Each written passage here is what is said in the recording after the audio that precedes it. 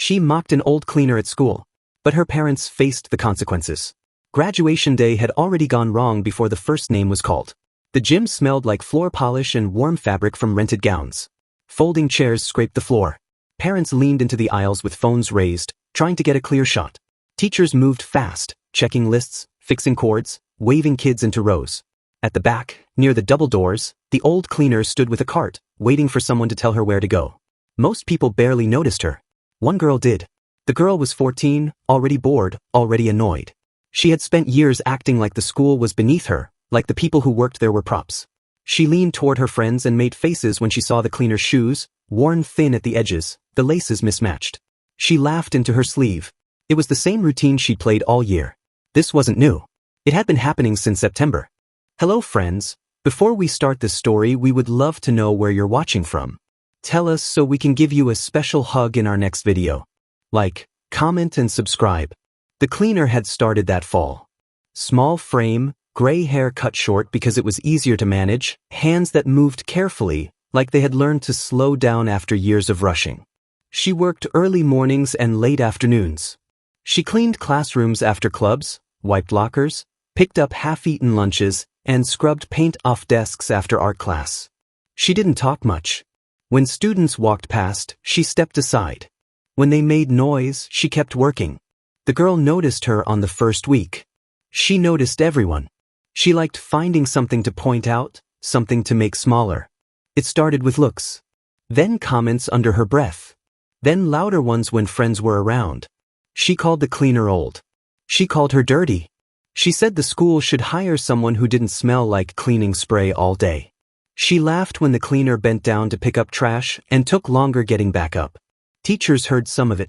They told the girl to stop. She rolled her eyes and acted confused. She learned where cameras were. She learned when staff wasn't around. She learned how to say things just quietly enough to deny later. The cleaner heard everything. She never answered back. She didn't complain. She didn't go to the office.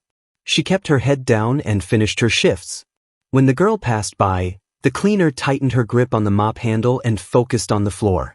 When friends snickered, she pushed her cart a little faster. She didn't want attention. She wanted the day to end. The girl took the silence as permission. By winter, the mocking was routine. It happened in hallways, near the bathrooms, by the lockers. Sometimes it was just a look and a laugh. Sometimes it was a comment tossed over a shoulder. The cleaner would pause, then continue. Students watched. Some felt uncomfortable. Some laughed along. Most did nothing. The girl's parents knew none of this. At least, not in detail. They were busy people. They had good jobs, nice cars, a house that looked like it belonged in a brochure. They talked about hard work and respect when it came up, but it didn't come up often. Their daughter had good grades. She wasn't in trouble. Teachers described her as confident. Strong personality. That was the phrase they used. At home, the girl talked about school like it was a stage. Teachers were obstacles. Other students were competition. Adults who worked there were background noise. Her parents nodded, half listening, already thinking about emails and meetings. The cleaner went home to a small apartment across town. She cooked simple meals. She watched the same local news channel every night. Sometimes she looked at old photos she kept in a drawer. Not many. Some were damaged, edges bent, faces blurred by time. She didn't know who most of the people were. She knew they mattered once. That was all. Years earlier, she had been in an accident. A bad one. She had woken up in a hospital with a headache that wouldn't leave and a mind that felt empty in strange places. Nurses asked her questions she couldn't answer. A name. An address. A phone number. She had none of it. She remembered how to speak, how to read, how to walk. She remembered how to clean. She didn't remember who she belonged to. A man had come to the hospital back then. He had been frantic. He had said he was her son. He had brought documents, photos, stories. She listened. She looked at his face. She felt nothing she could trust. She felt pressure. Fear maybe. Confusion for sure. She stayed a few days. Then one morning when the ward was busy, she left. She didn't know why she left. She only knew she needed air. She took a bus. She took another. She ended up in a town that wasn't hers. She found a shelter. She took a job cleaning offices. She learned a new routine. Over time, she stopped expecting memories to come back. She built a life that fit what she had. The man never stopped looking. He hired people. He followed leads. He checked hospitals, shelters, records. Years passed. Nothing stuck. He learned to live with the space where his mother should have been. He kept her room the same. He kept her number in his phone. He also built a company. By the time his company started working with schools, he was known for being careful with people. He paid fair wages. He showed up in person. He listened. He believed that how a place treated its lowest paid workers said everything about it. The cleaner didn't know any of this. She only knew that on graduation day, she had been told to stay near the back until the ceremony ended. She parked her cart by the doors and waited. She watched families take pictures. She watched kids fidget in gowns that didn't quite fit. She watched the girl laugh with her friends and roll her eyes when a teacher gestured for quiet. The girl noticed the cleaner again and felt the familiar urge. She nudged her friend. She pointed with her chin. She made a face. The friend laughed. The girl felt good. In control. Untouchable. What the girl didn't notice was her parents scanning the room. They had arrived late, stuck in traffic. They slipped into seats near the aisle. They waved when they saw their daughter. They raised their phones. They didn't see the cleaner at first. When they did, it was only because the cleaner moved. The cleaner stepped forward to adjust a sign that had tipped. As she did, the light from the high windows hit her face fully. The woman straightened, rubbed her wrist, and looked toward the stage. The girl's mother felt something shift. She leaned toward her husband, not saying anything, just pointing slightly. He followed her gaze. He squinted. He leaned back. He looked again. The cleaner's face had lines that came from age and work. Her hair was thinner than in photos from years ago. Her clothes were plain. But there was something else. Something familiar in the shape of her eyes, the way her mouth sat when she was thinking. The man felt his chest tighten. He told himself he was imagining it. He had done this before. He had seen her in grocery stores, on sidewalks, on buses. He had chased shadows for years. Still, he couldn't look away. The ceremony began. Names were called. Applause rose and fell. The girl walked across the stage when her name came up, smiling wide, confident. Her parents clapped hard.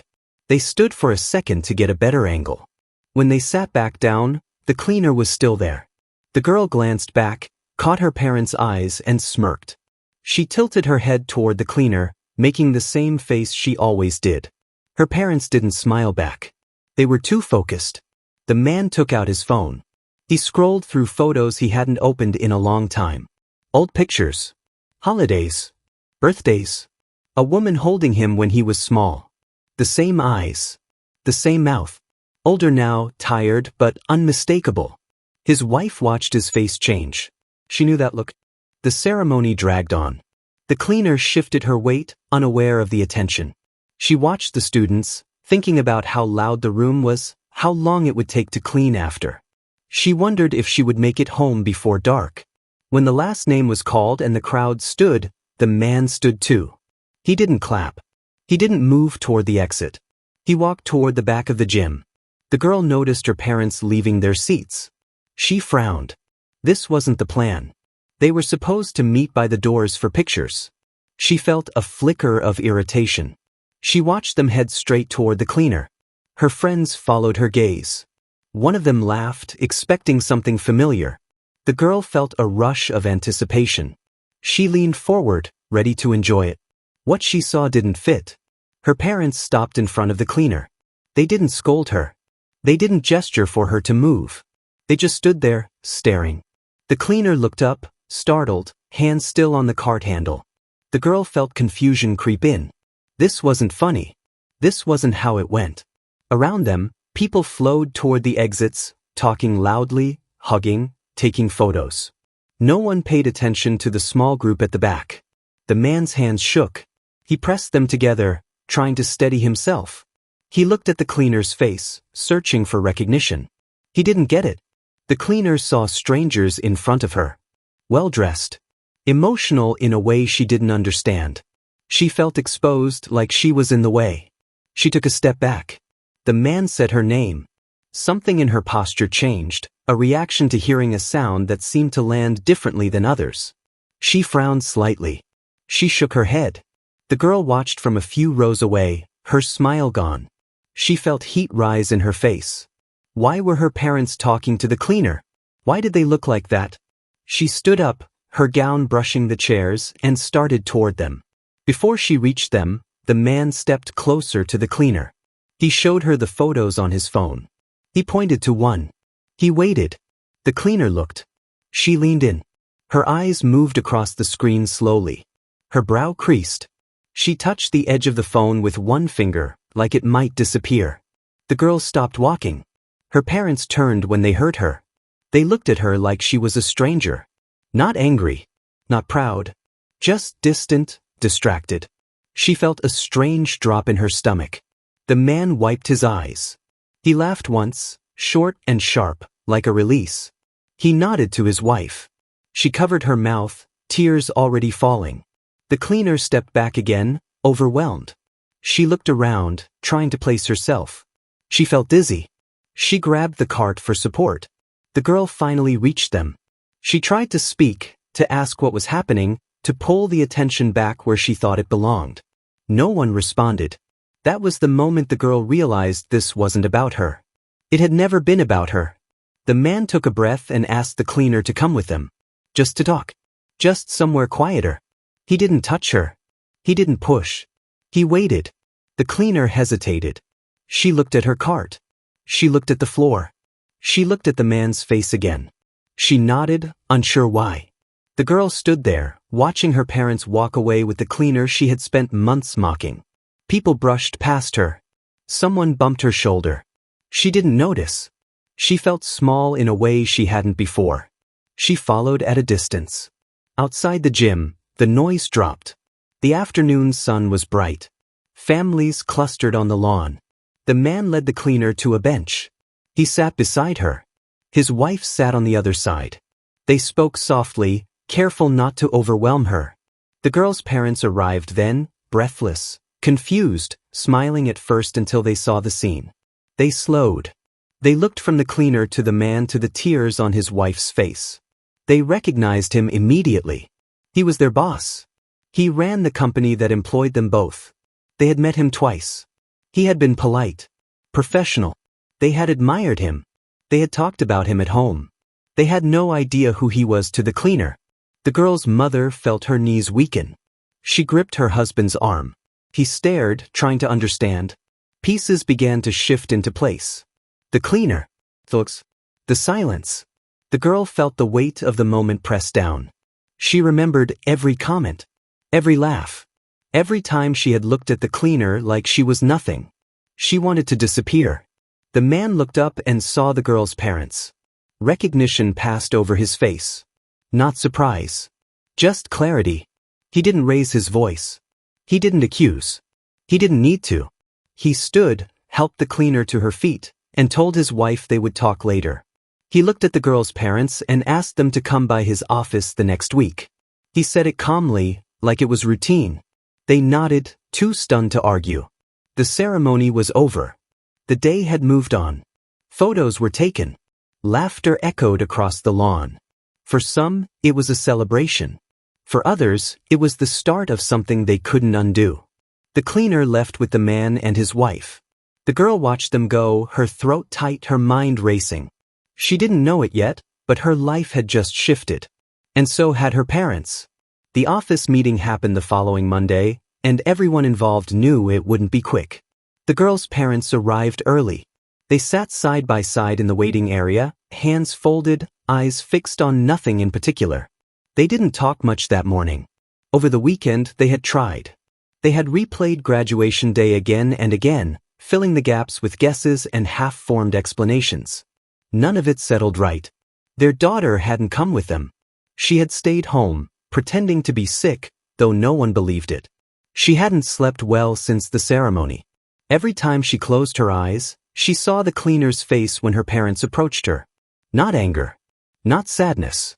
Just confusion. That was worse. Inside the office, The man sat across from his mother. She wasn't called the cleaner there. She was simply a woman sitting in a comfortable chair, hands resting in her lap, looking around like someone visiting a place she had once known but couldn't quite place. The walls were decorated with awards, framed photos, certificates. She studied them quietly. Some sparked a flicker of something. Most didn't. Over the weekend, they had spent hours together. Slowly, carefully. The man had shown her old videos, taken her to places she used to visit, cooked meals she used to make. Some things felt familiar to her in a distant way, like hearing a song from another room. Other things meant nothing at all. What she did understand was this: the people around her cared deeply. And one of them, the man sitting across from her, had been searching for her for years. She had asked to hear everything. He told her without rushing, without pressure. He explained the accident, the hospital, the panic of discovering she was gone. He admitted he had imagined this moment 100 different ways and that none of them looked like this. She listened. She asked practical questions. She needed breaks. When the topic of the school came up, she went quiet. She didn't complain. She didn't accuse. She simply stated what her days had been like. The work. The hours. The students. The girl. The man didn't interrupt. He didn't react right away. He let her finish. That was when he decided the meeting needed to happen. Back in the waiting area, the receptionist stood and motioned for the girl's parents to follow her. Their footsteps sounded too loud on the floor. They entered the office and stopped short when they saw who was already there. The cleaner sat beside the man. She wasn't wearing her uniform. She looked smaller somehow, without the cart, without the tools, without the role she had been boxed into. Her posture was careful, guarded. The girl's parents felt shame hit them fully for the first time. They knew this woman. Not personally, but they knew her place in their daughter's stories. They had laughed once when their daughter joked about school staff being weird or annoying. They had brushed it off as teenage exaggeration. They had never asked for details. They took their seats. The man didn't waste time. He laid out what had happened in clear terms. He explained who the woman was to him. He explained how she had come to work at the school. He explained what he had learned about how she had been treated. He didn't raise his voice. He didn't insult them. He spoke the way someone does when they've already made a decision. The parents listened, stiff and pale. The father stared at his hands. The mother kept swallowing, like she was trying to push something down. They tried to speak at one point. The man lifted his hands slightly, not harshly, just enough to pause them. He wasn't interested in excuses. He wanted understanding. He asked them a simple question: how their daughter learned to mock people. Neither parent answered right away. They thought of dinners where phones stayed on the table, of complaints brushed aside, of moments when their daughter mocked someone and they smiled instead of correcting her, of times they talked about employees like they were problems instead of people. The answer was uncomfortable. The man explained what would happen next. Their employment would end effective immediately, not because of a single incident, but because of a pattern that led to this moment. He was clear that this wasn't revenge. It was responsibility. The room felt smaller. The mother's eyes filled. She nodded quickly, like agreeing might soften the blow. The father looked up, shocked, finally reacting. This job was their stability, their plans, their image. He tried to speak again. The man listened this time. He let them say their piece. He let them explain pressures, stress, long hours, assumptions. When they finished, he told them something that stuck. He said that how people treat someone with less power tells you who they really are. The cleaner stayed quiet through all of this. She didn't watch the parents. She watched the window. She felt tired. Not vindicated. Not proud. Just tired. When the meeting ended, the parents stood slowly. They apologized to the woman. It wasn't polished. It wasn't rehearsed. It was awkward and emotional and incomplete. She accepted it with a nod. She didn't know what else to do. They left the building changed people. At home that evening, they told their daughter everything. They didn't yell. They didn't explode. That surprised her more than anything. They sat at the kitchen table and explained, from the beginning, who the cleaner was, what had happened, and what the consequences were. The girl felt like the floor had dropped out from under her. She listened, arms crossed at first, defensive. As the story went on, that posture collapsed. She stared at the table. Her face burned. She felt exposed, not just caught, but seen. She tried to argue. She said it was jokes. She said everyone laughed. She said the woman never complained. The words sounded weak even to her. Her parents didn't interrupt. They waited until she finished. Then her mother asked her if she remembered a single kind thing she had done for that woman. The girl searched her memory and found nothing. That silence stayed with her. The next few weeks were hard. Without their jobs, her parents had to make adjustments fast. No more extras. No more weekend trips. Conversations at home shifted from gossip and complaints to budgets and plans. The girl noticed the tension. She noticed how quickly respect from others faded when titles were gone. At school, rumors spread. Students had seen the graduation moment. They had noticed the boss, the cleaner, the parents. Stories filled the gaps. Some exaggerated. Some missed the point entirely. The girl became quieter. She stopped sitting with the same group. She stopped laughing at the same jokes. Teachers watched her closely. Some felt satisfaction. Others felt concern. She wasn't being bullied. She wasn't being praised. She was just there, trying to figure out where she fit now. One afternoon, she saw the cleaner again. The woman had come back to the school briefly to collect her things. She wasn't working there anymore. The man had insisted she didn't need to. She had resisted at first. Work gave her structure. Eventually, she agreed to step away, at least for a while. The girl spotted her near the lockers after classes ended. For a moment, she considered turning around. Old habits tugged at her. Avoid discomfort. Avoid consequences. But she stayed where she was. The cleaner noticed her too. There was a pause. Not dramatic. Just human hesitation. The girl walked over. She didn't know how to start. She had never apologized properly in her life. Not like this. She stood awkwardly, hands in her pockets, staring at the floor. When she finally spoke, her voice sounded smaller than she expected. She admitted what she had done. She didn't explain it away. She didn't blame friends. She said she was wrong. The cleaner listened. She looked at the girl for a long moment. She didn't smile. She didn't lecture. She said that people often hurt others because they don't think about them as real. She said the girl had a chance to change that. Then she picked up her box and left. The girl stood there long after. At home, she started noticing things she had ignored before. The way her parents spoke to service workers. The tone used with delivery drivers. The way people responded when treated with patience instead of entitlement. Her parents changed too. They took jobs they hadn't considered before. Smaller roles. Less status. More interaction. They felt the sting of being dismissed. Of being talked down to. Of being invisible. They didn't hide it from their daughter. One evening, her father came home quiet. He sat down and told her about a manager who had ignored him during an interview. How it felt. How small it made him feel. The girl listened. She understood in a new way. Weeks passed. The months. The man kept his word. He watched. He waited. He didn't rush forgiveness. He stayed close to his mother, helping her rebuild a sense of self. Therapy helped. Familiar routines helped. Some memories returned in fragments. Others stayed gone. One day, she asked about the parents who had been fired. She wasn't angry. She was curious. The man told her the truth. He told her they were struggling but trying. He told her about the changes he'd noticed. The humility. The effort. She thought about it for a long time. She asked him to bring them back. Not right away. Not without conditions. But eventually. She said that punishment without growth didn't interest her. She said she wanted something better to come out of what had happened. The man agreed. He called the parents in for another meeting. This time, the tone was different. They didn't assume anything. They didn't plead. They listened. They accepted the terms laid out for them. Training. Oversight. A reset from the ground up. They were rehired, not into their old positions, but into roles that required interaction, patience, and accountability. They accepted without complaint. When they told their daughter, she felt relief mixed with responsibility. This wasn't over. It was ongoing. The school year ended.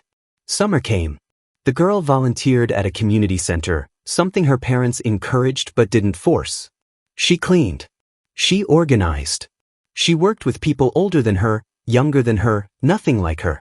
She learned names. She learned stories. Sometimes she thought of the cleaner, of how easy it had been to dismiss her, of how much damage that had done. She didn't become perfect. She didn't become a hero.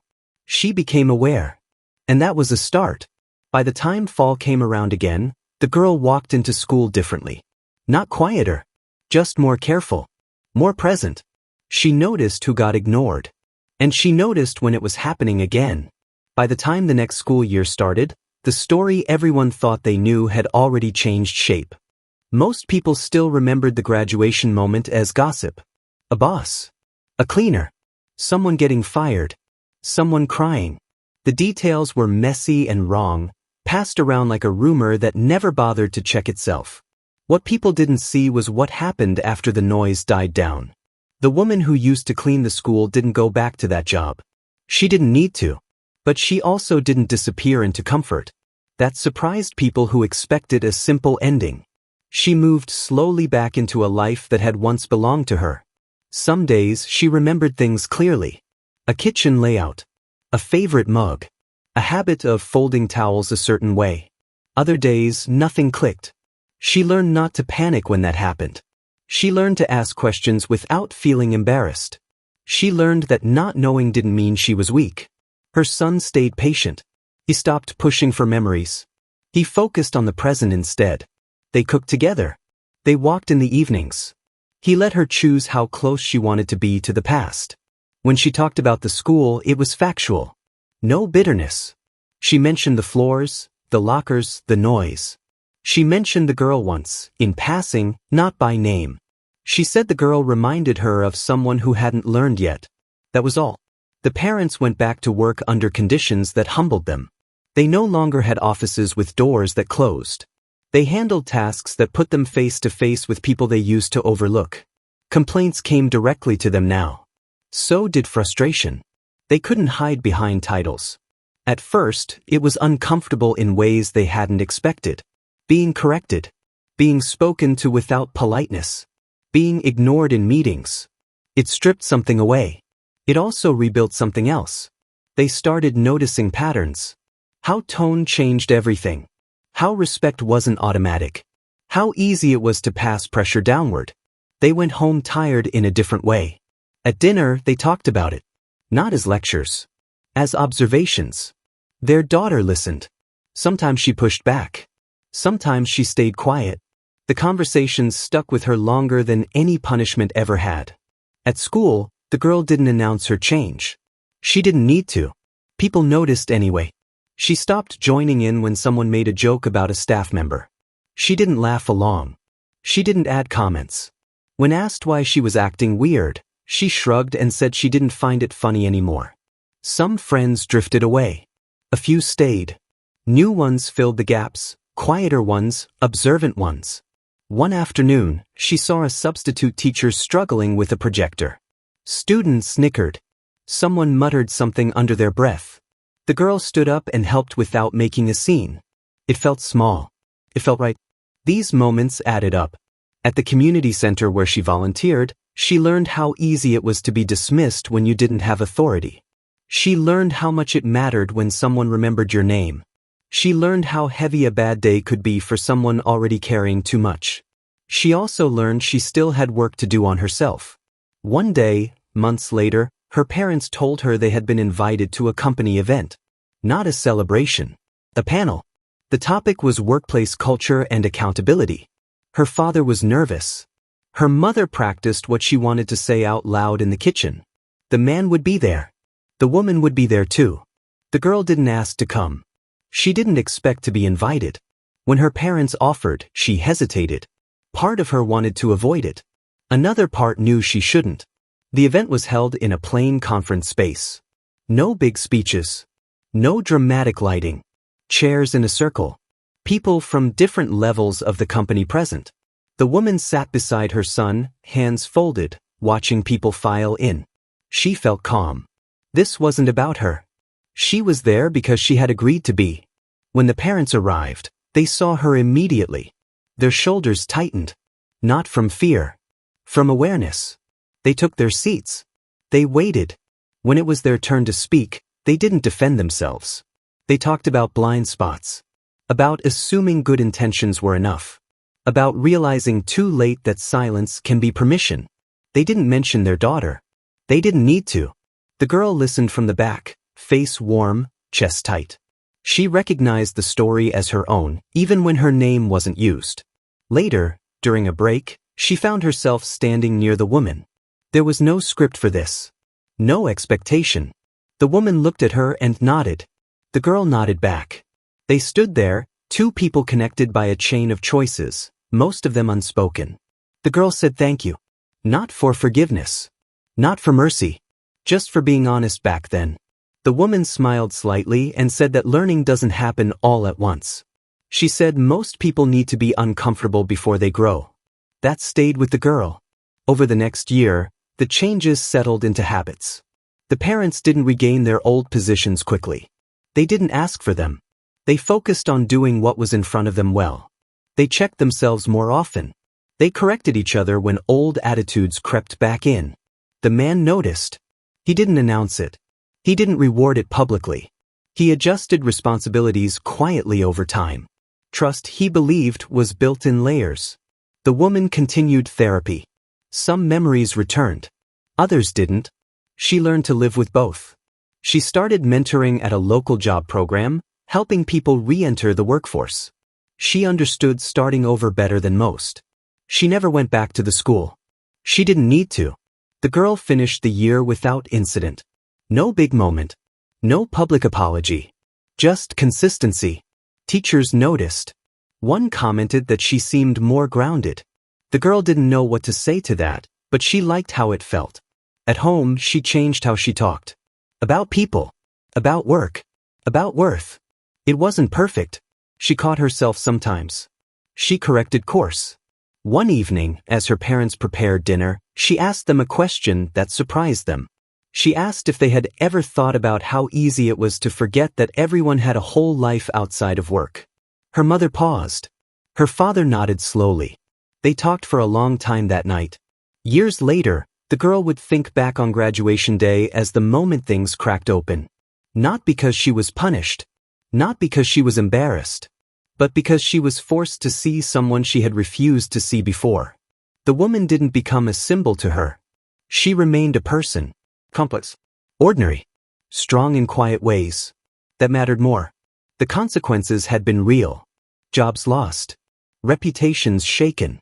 Comfort stripped away. But so had the growth. And that was the part that lasted.